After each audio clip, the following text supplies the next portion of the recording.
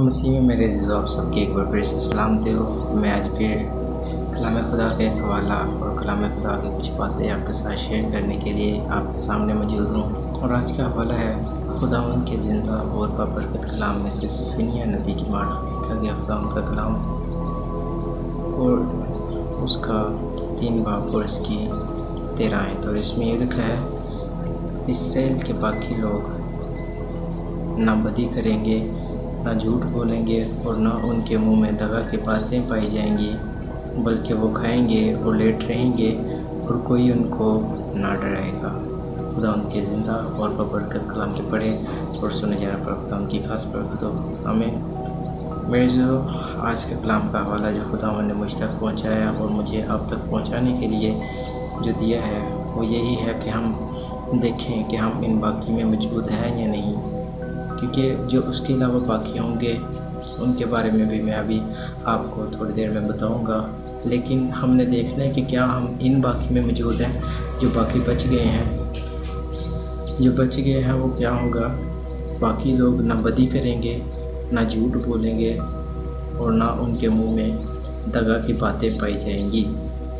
جو باقی بچیں گے، کیا ہم ان باقیوں میں ہیں، یا ہمارے ابھی بھی یہ جھوٹ بولنا بھی ہماری زندگی میں ہے، اور بدی کرنا بھی جو کہ ہم لے کے چل رہے ہیں اپنے ساتھ ایک بھار اٹھا کر، کہ یہ ابھی بھی ہمارے اوپر ہے؟ یہ ہم ان باقیوں میں ہیں جن کے اوپر یہ نہیں ہے، جو بدی نہیں کر رہے، جو بدی نہ کریں گے۔ لکھا ہے وہ کنٹینیوسلی، یعنی کہ وہ بدی نہ کریں گے، نہ جھوٹ بولیں گے، اور نہ ان کے منہ میں دغا کی باتیں پائی جائیں گی۔ باقی جو بچ رہیں گے، اور جو باقی ہیں جن کے منہ میں یہ ہوں گی، ان کا کیا انجام ہے؟ اس کے لیے ہم دیکھتے ہیں 8 نمبر آیت، اور اس میں یہ لکھا ہے: پس خداوند فرماتا ہے، میرے منتظر رہو جب تک میں لوٹ کے لیے نہ اٹھوں، کیونکہ میں نے ٹھان لیا ہے کہ قوموں کو جمع کروں اور مملکتوں کو اکٹھا کروں، تاکہ اپنے غضب یعنی تمام قہر شدید خون پر نازل کروں، کیونکہ میری غیرت کی آگ ساری زمین کو کھا جائے گی۔ یہ وہ باقی ہیں جو ان باقیوں کے جن میں جو نہ بدی کریں گے، جو نہ جھوٹ بولیں گے، اور جو دغا نہ کریں گے۔ ان کے علاوہ جو باقی ہیں ان کا انجام کیا ہے؟ ان کا انجام یہ ہے کہ خدا کہتا ہے کہ تمام قہر شدید کو ان پر نازل کروں گا، کیونکہ میری غیرت ساری زمین کو کھا جائے گی۔ خداوند کی غیرت ساری زمین کو کھا جائے گی، لیکن پھر بھی خدا چھوڑے گا کن کو؟ جو بدی نہیں کرتے، جو نہ بدی کریں گے، جو نہ جھوٹ بولیں گے، اور جو نہ دغا کریں گے۔ صرف وہی بچے رہیں گے، ان کے علاوہ بقایا کیا ہوگا؟ خدا کہتا ہے کہ میں میرا قہر ان پر نازل کروں گا، کیونکہ میری غیرت کی آگ آئے گی ان کے اوپر، اور ساری زمین کو کھا جائے گی۔ ساری زمین پر موجود سب کچھ جو ہم کام کرتے ہیں، وہ کوئی بھی کام باقی نہ رہے گا جو ہم بدی کرتے ہیں۔ ہم کیا ان میں شامل ہیں جو کہ بدی کرتے ہیں؟ بدی کرنے والوں کو بھی خدا اکٹھا کرے گا، جھوٹ بولنے والوں کو بھی اکٹھا کرے گا۔ لکھا ہے کہ کہاں سے؟ قوموں کو جمع کروں اور مملکتوں کو اکٹھا کروں۔ ایک جگہ پر اکٹھے کرے گا جھوٹ بولنے والوں کو، دغا دینے والوں کو، اور بدی کرنے والوں کو۔ کس لیے اکٹھا کرنا ہے؟ تاکہ اپنے غضب یعنی قہر شدید کو ان پر نازل کروں، اس لیے اکٹھا کرنا ہے۔ اور لوگ اکٹھے ہو رہے ہیں ان چیزوں کے بارے میں، جن کے ہاتھ ان چیزوں سے رنگے ہوئے ہیں، بدی کرتے ہیں، جھوٹ بولتے ہیں، وہ اکٹھے ہوتے ہیں۔ تو خدا کہتا ہے کہ میں ان پر اپنا غضب یعنی قہر شدید، غضب کے بارے میں بھی ہم جانتے ہیں، اور آگے قہر شدید لکھا ہے، قہر نہیں، قہر شدید۔ اور یہ کن کے اوپر ہے؟ میں اس کے لیے اور آپ کو اس تھوڑا سا پیچھے لے کر جاؤں گا تیسرے باب میں. دوسری آیت میں لکھا ہے اس نے کلام کو نہ سنا، وہ تربیت پذیر نہ ہوا، اس نے خداوند پر توکل نہ کیا اور اپنے خدا کی قربت کی آرزو نہ کی. یہ لوگ ہیں. کیا ہم کلام سنتے ہیں؟ کیا اس کو پڑھتے ہیں؟ آج کل تو ہمارا پڑھنے کا اس کا ٹائم نہیں ہے. حالانکہ پڑھنا کیا ہوتا ہے کہ دن میں کوئی زیادہ سے زیادہ 2-3 آیتیں تو پڑھ ہی لیتا ہے. لیکن جب میں دیکھتا ہوں سنتا ہوں لوگوں سے تو وہ کہتے ہیں نہیں ہمارے پاس ٹائم نہیں ملا. اور اس کے علاوہ جب موبائل ہوتا تو سبھی کچھ اتنا ٹائم ہوتا کہ 3-4 گھنٹے اس کے پیچھے لگا دیتے ہیں.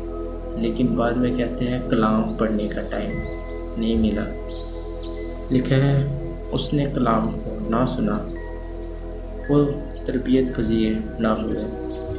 جب ان کو بتایا جاتا ہے کہ بھائی کلام پڑھ لو، کلام پڑھنے سے اقبال مندی کی راہ نصیب ہوتی ہے تو کلام پڑھ لو، لیکن انہوں نے نہ سنا، وہ تربیت نہیں حاصل کی، انہوں نے کلام پڑھنا نہیں شروع کیا. اس نے خداوند پر توکل نہ کیا، انہوں نے خداوند پر توکل نہیں کیا، بلکہ کیا ہے کہ اپنے کاموں میں، اپنے دنیاوی کاموں میں بڑے الگ پھری جا رہے ہیں، اپنے کام کری جا رہے ہیں. اور خداوند جو کہتا ہے کہ تم میری بات کرنا اور میں سب کچھ تمہیں دے دوں گا.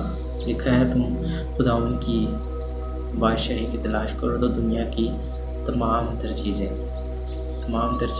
تمہیں مل جائیں گی. لیکن انہوں نے کیا ہے کہ لکھا ہے کہ اس نے خداوند پر توکل نہ کیا اور اپنے خدا کی قربت کی عرض نہ کی. کس کے خدا کو؟ یہاں پہ لکھا ہے اپنے خدا کی. یہاں پہ لکھا ہے اپنے خدا کی. ہمارا خدا کون سا ہے یہ بھی ہم نے دیکھنا ہے، کیونکہ ہمارا خدا، ہم بہت سی چیزوں کو، دنیاوی چیزوں کو اپنا خدا بنا کر پھر رہے ہیں، ان کے پیچھے لگے ہیں. جو وہ کہتے ہیں، جو وہ چاہتے ہیں ہم وہ کرتے ہیں، اور صرف ان کی ہی کاموں کے پیچھے ہیں، ان کے علاوہ اور کوئی کام ہماری زندگی میں نہیں ہوتے.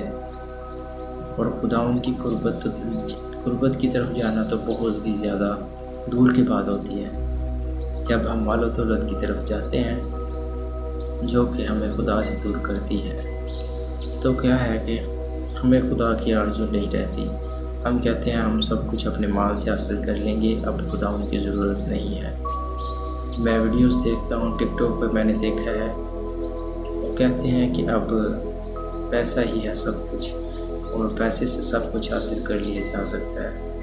میرے نہیں، یہ خدا کے لوگوں کی بات نہیں ہے. خدا کے لوگ کہتے ہیں کہ خدا سب کچھ دیتا ہے اور خداوند کی شکر گزاری کرتے ہیں اگر خداوند دیتا ہے تو. یہ خداوند کے لوگوں کی باتیں ہوتی ہیں. اگر ان چیزوں میں ہم اس چیز کو لے آئیں کہ میں ان چیزوں کو تھوڑا سا الگ بیان کروں گا جو ابھی یہ آیت پڑھی ہے کہ جو باقی ہوں گے وہ کیسے جائیں گے. اس نے کلام کو سنا، نہ کی جگہ ہٹاتے رہیں تو ہم ان باقیوں میں شامل ہوں گے جو باقی پہلی آیت میں نے آپ کو بتایا ہے کہ باقی لوگ نہ بدی کریں گے، نہ جھوٹ بولیں گے اور نہ ان کے منہ میں دغا کی باتیں ہوں گی. کن کے؟ اس نے کلام کو سنا، وہ تربیت پذیر ہوا.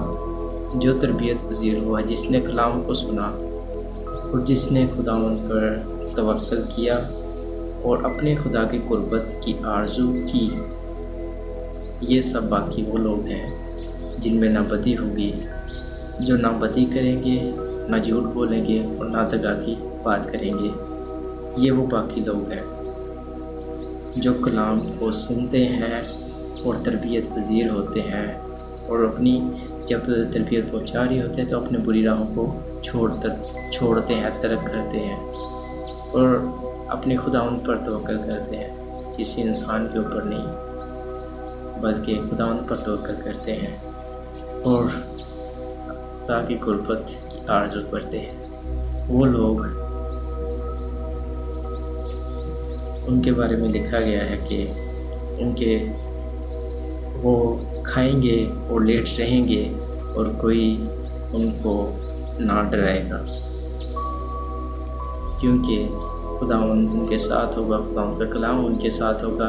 وہ تربیت حاصل کر کر اپنے آپ کو سنوار لیں گے، اپنے آپ کو کچھ بنا لیں گے، خداوند کی راہ میں سرفراز ہو جائیں گے۔ خداوند ان کو سرفراز کرے گا، اقبال مند کرے گا، روح ہمیشہ بڑھتے چلے جائیں گے۔ باقی جو کلام کو سنتے ہیں اور تربیت پذیر ہوتے ہیں، اور جو نہ ہوتے ہیں ان کے بارے میں بھی لکھا گیا ہے کہ ان کے اوپر خداوند کا قہر ہے۔